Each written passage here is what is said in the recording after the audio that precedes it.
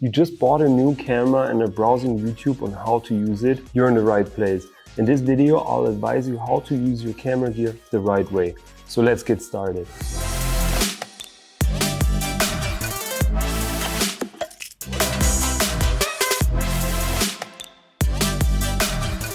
If you're new here, please hit that subscribe button and enable the bell. It really helps the channel. In this video, I break down camera gear into three most popular categories, namely action cameras, drones, and cameras with interchangeable lenses such as DSLR and mirrorless cameras. To maximize the quality of the videos, it is very crucial to know your gear, its strengths and weaknesses, and what type of camera to use when. So let's get started with number one, an action camera. The obvious advantage is that the camera is waterproof and incredibly small and has an incredibly wide field of view.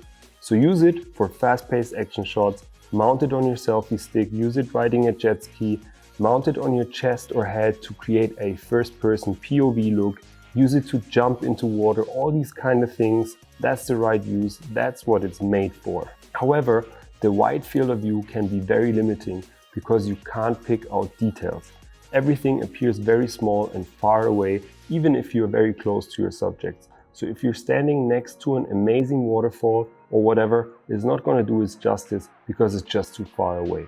Which brings us to category number two, a regular camera that has the capability to zoom in or interchange lenses. It could either be a compact camera or a DSLR or mirrorless, or it could even be a smartphone with multiple lenses that can proxy for the same use case. If you want to pick out details, you should use those and not your GoPro. The best lens to pick out objects in a distance is a telephoto lens. As the name suggests, it just works like a telescope. The more zoomed in you are, the more shaky the video can get as you are increasing the leverage quite massively. And last but not least, category number three, a drone. The use case is quite obvious for that one. A drone is used for aerial footage. It is basically a mobile camera helicopter and is really cool to show wide establishing shots of your scene and adds a lot of production value to your video. A drone has only one major downside, and it can be quite problematic in very bright situations. So for example, if you're flying in bright daylight, the drone will select an incredibly fast shutter speed in order not to overexpose the image, which will result in videos that look quite jittery.